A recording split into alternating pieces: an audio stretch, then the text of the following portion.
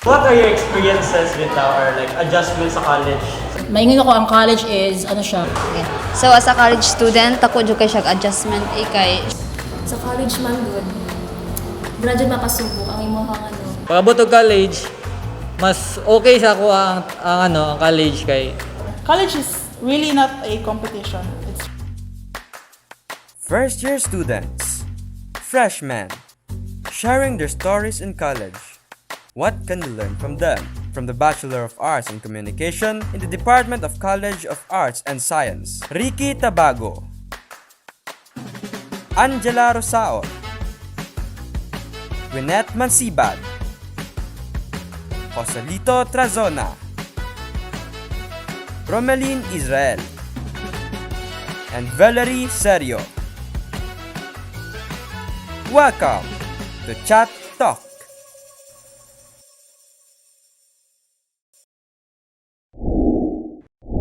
So, hello everyone. Welcome to Nat, Joselito, and Nicole. So, welcome to my podcast. So, today we will talk about what college is.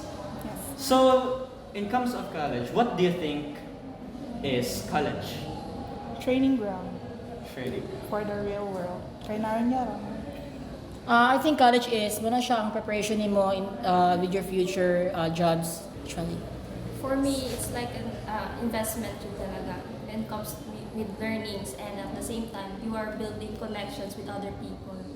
Yun lang. So, in college, what are your experiences or some things na happen sa inyo in college? Na-experience ako sa college kahon sa RMMC is nag-struggles ko sa schedule na ko.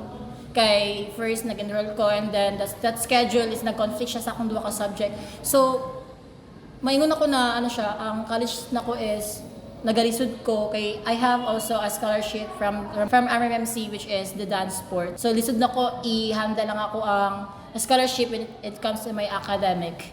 Ako, other than sa schedule, nag-struggle po ko sa schedule, pero nag-struggle po ko sa mga people na ako ang interact every day. Kaya feel, may intimidate man ko kay, feel na ko, ano kayo ko ba?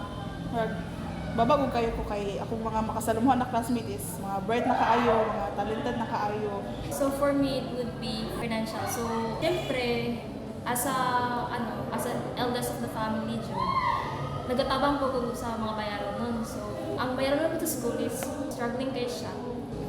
So, may mga organizations ba kayo na pinasukan and everything? Yeah, dance sports. Wala pa.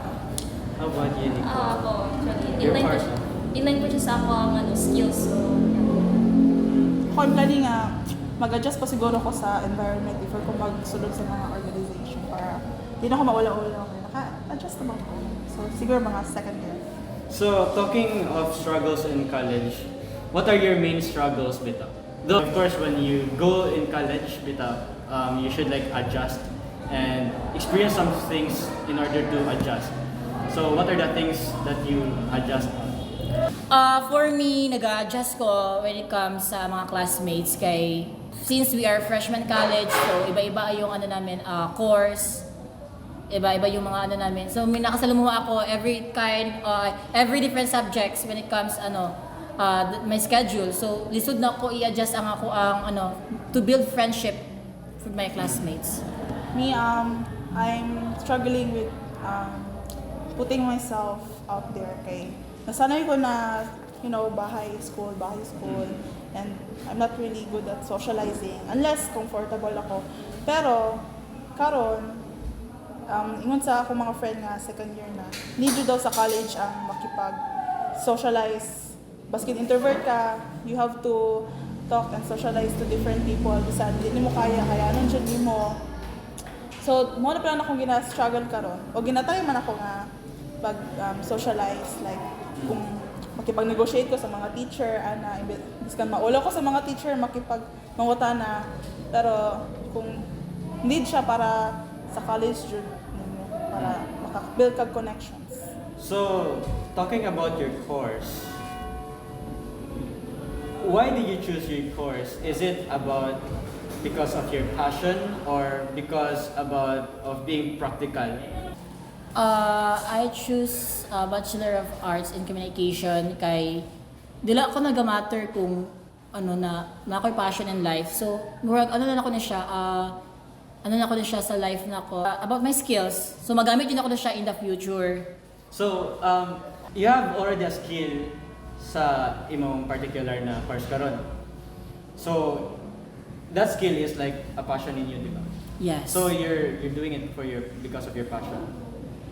Okay, we talk about sa communication. It's not like about ang difference sa income bitaw sa other courses is najoy level of income, di ba? So I think Yes. mas taas bitaw ang income sa other course than you're following the passion, not practically. How about you, ano? I chose it because of passion. Kay feel ako ma-enjoy na ko ang bakong. Kay ang gusto sa ko ang parents is like something sa engineering ana, pero that's not something na maayo gud ko. So feel ako kung although practical siya nga course, kung di na ko siya ma-enjoy or it's not in my passion, it's not my passion jud, it would not work. So mo gyapon feel lang gyapon siguro. So passion din siya for me. Yeah.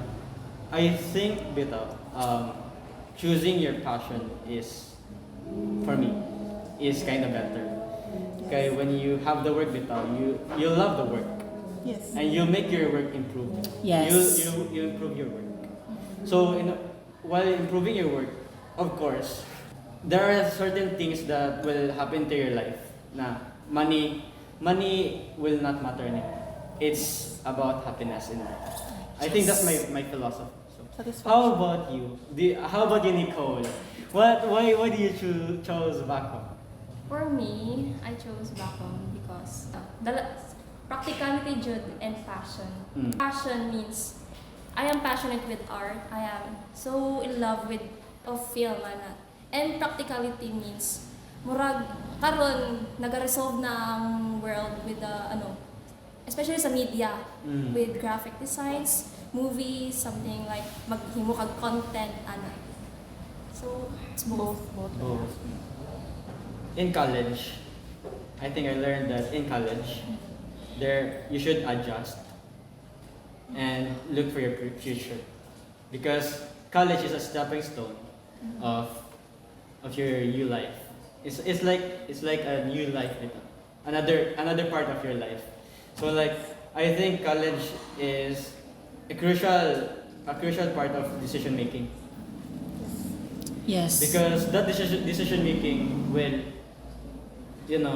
matter your future. So I think everyone who will listen in this podcast will learn it. I think I learned a lot of this podcast. For me, not in this podcast, but sa college, I learned na there is always gonna be someone na college is really not a competition. It's really not a race. It's just for you to improve yourself. Okay? There's always gonna be someone na mas better sa imuha. Kasi kung saon mo, kung ay mas better sa imuha, kato katao, nakoy mas better sa iyaha. So, kung mag-compete lang ka na mag-compete, o i-treat mo siya as a race, makapoy ra ka. Pero kung you live in the moment, mag-enjoy lang ka, find friends, ana, o although mas stress jud ta, hindi na maiwasan na mas stress kay college na gud ni. Pero when you're stressed but you have someone sa imong side or you still find happiness and enjoyment, it will be bearable. So far, mapala na. What do you think should we do to have a better life in college? How about you? Siguro sa ko ang experiences in college, like dili siya just like what Gulet said, na dili siya about competition, because mingon ako na enjoy na ta sa college kay kumbaga makatuon ta dara, but different din siya sa corporate world, di ba? Na kailangan din nato dira sa corporate world is we need to learn more that na aton during our college days. How about you? What are your reflections? Aside from that, mental health, you need to take care of your mental health jud. Because sa college man good, dira jud mapasubok ang imong like your anxieties, your depression, and then yung mga kansa mong mga peers nimo. Yes. So that's it. Take care of yourself. So Love yourself. I learned so much here in that podcast, That's it. Mr. yourself. Gadwin. I have been refreshed. Yeah, me too. Kay Bitaw, there are a lot of children, dagan kay mga senior high school karon na choosing na mag-college and they do not know what they're facing in. Like, marag simple lang kayo sila sa ilang life, marag. Or nonchalant na sila, nonchalant na kayo sila. So, Get expectation. I think a lot senior high school should watch this. Mga Yes. nasa senior high school, watch this podcast. Yes, because makatuon jud mo guys, especially kay kami mga senior na mi. Yeah. So maka-gain mo experience sa mua sa college. Kapag na ka-midterm. First year pa lang. So, that's it. Thank you for listening to our podcast. Thank you. And Heart. I hope that everyone learned something today. Yes. Thank you, Bennett. Thank you. Thank you, thank you, thank you. Thank you everyone.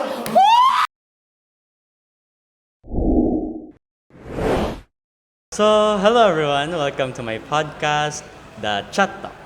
So, welcome Valerie, Romelyn, and Ricky.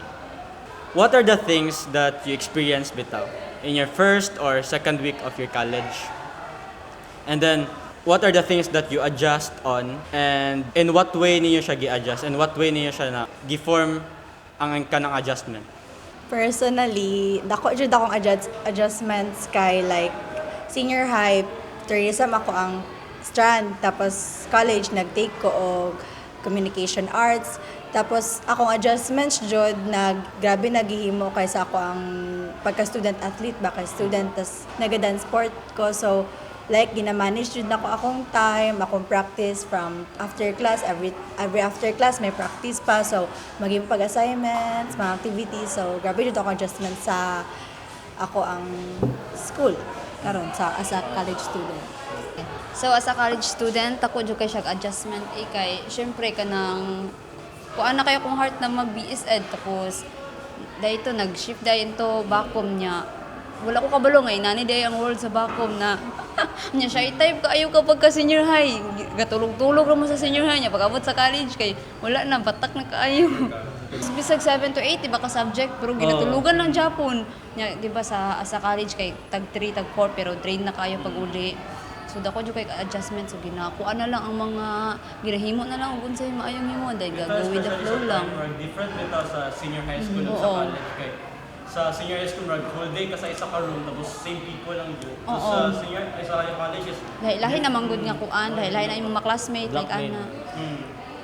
So, dako siya kaibahan no sa schedule ako sa senior high kay nasanay mo ko sa senior high nga like ato gingon mo like sulod ka 7 hangtod 5 tapos pag mag half day pud ka consider as cutting pud na siya.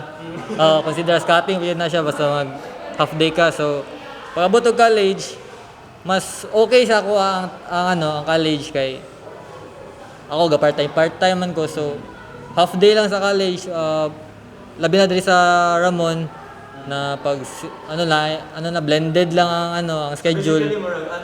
murag nag-better mo life sa college. Oh, murag slightly better.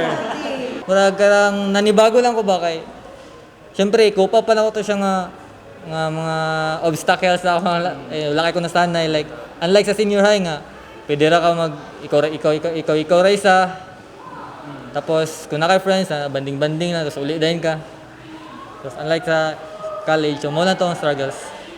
In terms of choosing bitaw sa iyong courses, syempre, bakong student, siguro, najud may background bitaw. So, najud reason nga, gikuha niyo siya nga course. Because, na may background nga skill on that particular nga course. So, talking about practicality and passion, di-choose ba ninyo ang iyong course because of your passion or is because practical lang jud mo sa iyong future?